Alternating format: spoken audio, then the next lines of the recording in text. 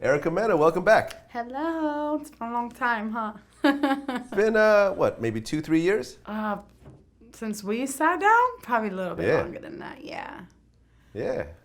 Well, you look great. Congrats Thank on you. everything. So what's new with you these days? We haven't talked in a couple years. I know you're still out there doing your thing. Like, what are the new projects? I have some new TV projects in the works right now that I really can't discuss because of contractual stuff. But the top of the year, you guys will be hearing about it. Honestly, I've just kind of been taking a lot of time to just really like better myself physically, mentally, and just I'm ready for like this extremely new chapter that's about to transpire that I feel like is definitely gonna help me become the person I'm supposed to be. Yeah. So, like, what are you focused on in this new chapter of your life? Honestly, I've been going hard in the gym. The gym has been a big stress reliever of mine. It's also been a place that kind of just makes me super happy. It sounds corny, but I don't know. I just get my life now in the gym. And also just being a mom, being off of, Love and Hip Hop gives me so much time to just focus 24 hours a day, just being with my son. And I finally got the peace that I've always craved. So I'm just, I'm enjoying every minute of this moment right now.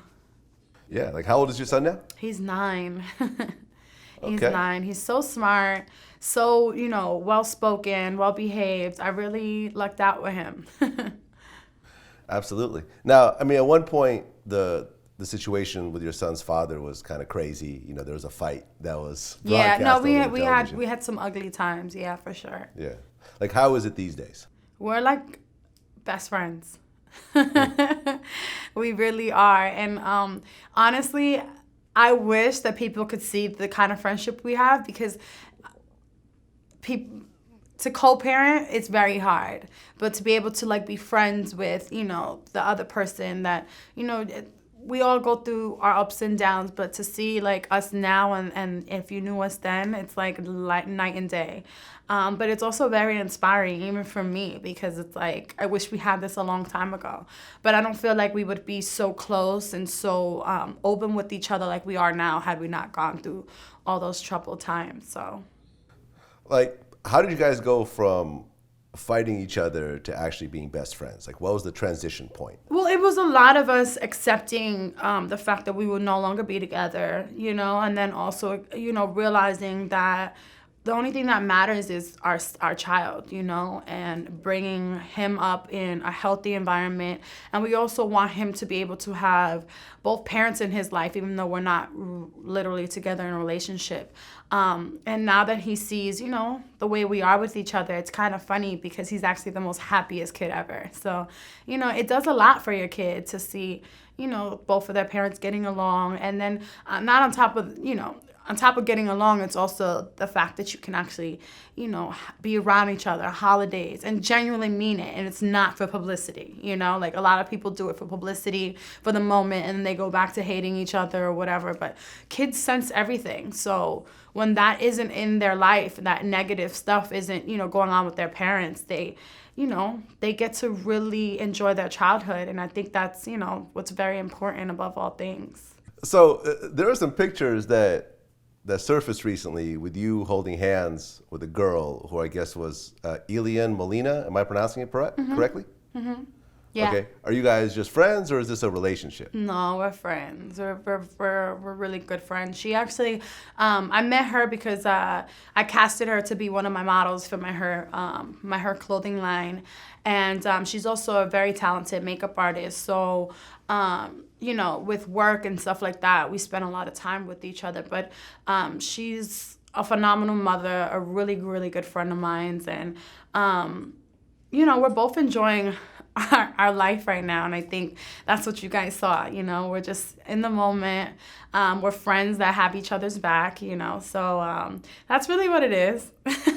I don't know why the blogs, and mind you, I posted that so long ago, and the fact that they're just like now trying to make a story off of this one picture is quite interesting to me. So Well, the reason why people ask is because you had a very public relationship with Sin Santana.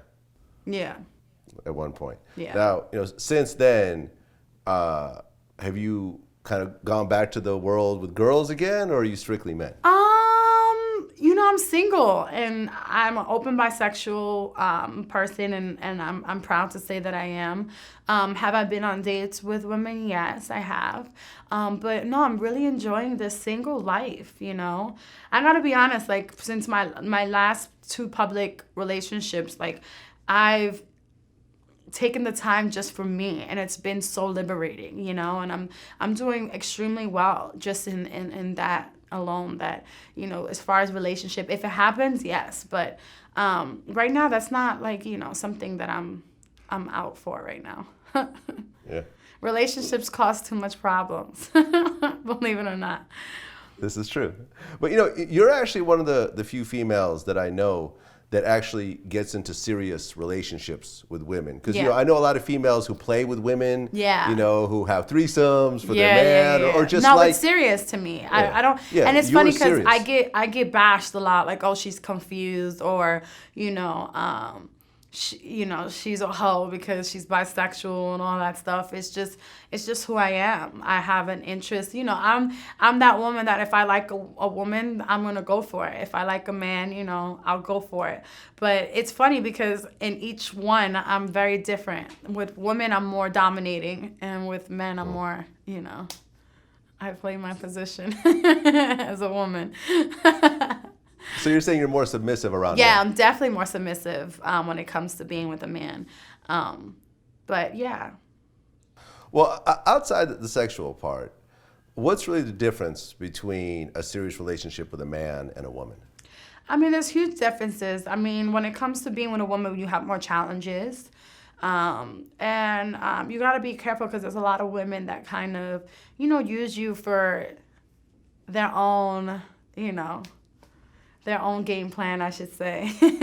So I feel like with women, you have to be careful because they're more, I don't know, they have ulterior motives, And even with guys, like guys have to be careful with women. Women, you just never know. With a man, not so much. But matter of fact, I'll take that back. I guess I'll take that back because it does work for both ways. With a woman, it definitely is a lot more work, because you have the challenges that relationships naturally come with, and then you have society that kind of tests you in your relationship. With a man, most of the time it's the men that ruin it. So I feel like. Well, I just had Akon on here recently, and he said something very interesting. Absolutely, I always believe that if women took the time to understand men more, they would rule the world. Exactly. That's why I run my world, because I think like a man. A lot of my mentality is like a man. And yeah, that's why, for me to be with a man and make it work, I have to be with a real man. Okay. Hence on why all my other relationships didn't work. You have to be with a real man. And when you have that mind state, when you have that mind state and you're a woman, and you have these smart tactics which come with analyzing and knowing what a man is and how they think and how they move, you automatically have an upper hand. So I totally agree with him on that.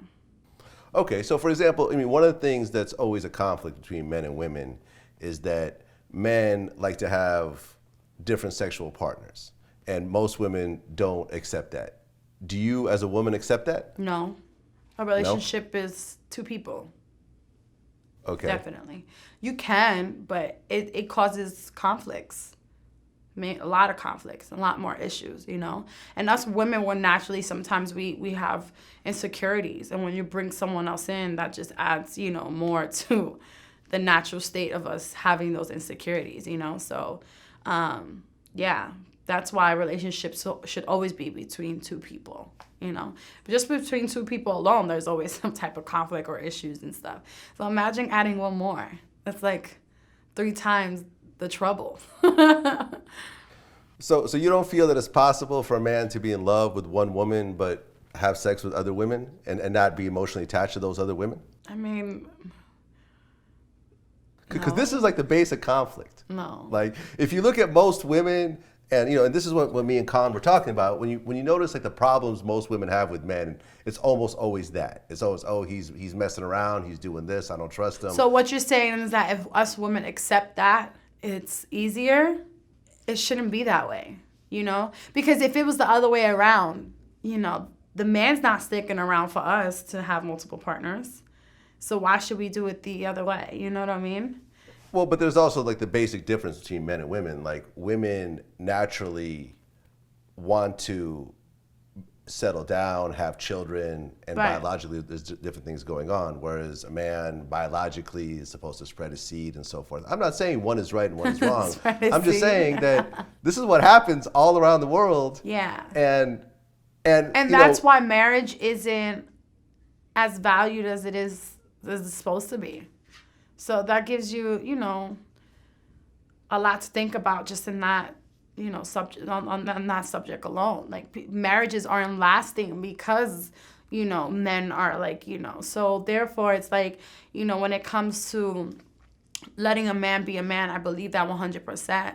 But it also comes a point where it's like, okay, a man has to step up and, want to be a kept man at some point. And being kept by several women is just, that's not realistic.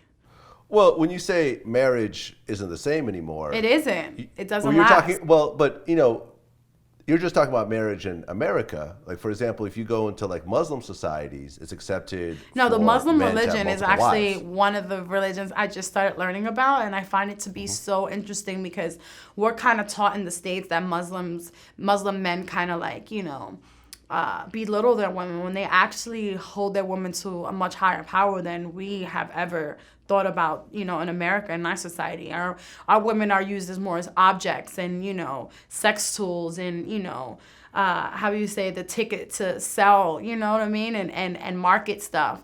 When in that religion, it's more of like they keep their women more reserved and protected so that they are always valued in the way that they're supposed to be. So, if men start thinking a little bit like that and start holding more value to their woman, they wouldn't want to be with anybody else. You know what I mean? Because they're so caught up in cherishing and valuing that one woman that they have. So that's why it's like, even for me, like if I was to ever be with in a relationship with a man again, I would want my man to kind of have that mind state, where he's okay with being with one woman, and this is coming from a woman that likes women, Right. Like, I'm never insecure when it comes to women. I love the ambience of having other women, like, that like sets the tone. It's a natural sex appeal that you can't get anywhere in the world. Like we supply that as women naturally, but to be with a man that values just you, who you are and what you bring and, and hold you up to a higher power, it's kind of, it's a liberating feeling. And to be that woman that gets that from a man, there's no way to describe it. Well, here's what's interesting about the Muslim religion and the whole, plural marriage thing, is that, from the outside, it sounds like, oh, like the man is just having his cake and eating it too. He's getting all these different women. But when you look at Muslim societies, men who have multiple wives, they're required to treat every wife equally in a similar fashion. Yes, meaning but that men like you here, can't put the young wife in the men mansion here in with the you. States won't. They'll have the main. Yeah. Look at Peter Guns. Not to bring that up. And Amina's my homegirl, and she's the wife, and she still doesn't get the treatment that she deserves. So that just goes to show you, like, this is why it doesn't work for men here and men who don't practice that religion, because it's like they can't handle it. They're not man enough to have multiple wives and treat them all equally. Then that's why those men are able to pull it off, because they all feel equal, they all feel valued, and they're all, untouchable. And when you have women like that, what problems do you have? You're gonna let your man do as he please, goes with whichever wife he wants, because you're lying in your position. You guys are all equal. Here in America, that's not how it goes. Like, it's just not. Like, and it's sad to say, but even you'll find a man that has a wife, a side chick, baby mamas, this, that, and the third, and it's like, they all get treated like shit. And when you have the kid, you get treated worse. I've witnessed it several times in a relationship that I was in not too long ago, where the baby mother gets treated like straight garbage. But yet because, you know, he's infatuated with me at the moment, he gives all high praises. But once, you know, I'm no longer in the picture and I say deuces, I get that shitty treatment along with her and, you know, everybody else. It's like men have this ego thing here in the States where it's like a woman can't boss up. Because if he does, then she's all types of hoes and, you know, this, that, and a third. And it's sad, but it's true. Men aren't man enough here. What do you think about the whole situation? Man, my point of view, man, I really feel like they tried to paint a bad picture on my brother and tried to make him look like he was a hater. It was some envy, jealousy type shit, you know what I'm saying? And actuality, you know what I'm saying? Bro been having this shit, man. He been in the condo. I got my hat on and I had my Coke bottles up under my hat. And I'm sitting at the dinner table like an asshole with the hat on, knowing she gonna tell me to take it off. And I'm just sitting there just gulping down, you know, in my zone. She said, take that goddamn hat off at the dinner table. I'm like, come on, Mom. Coke everywhere.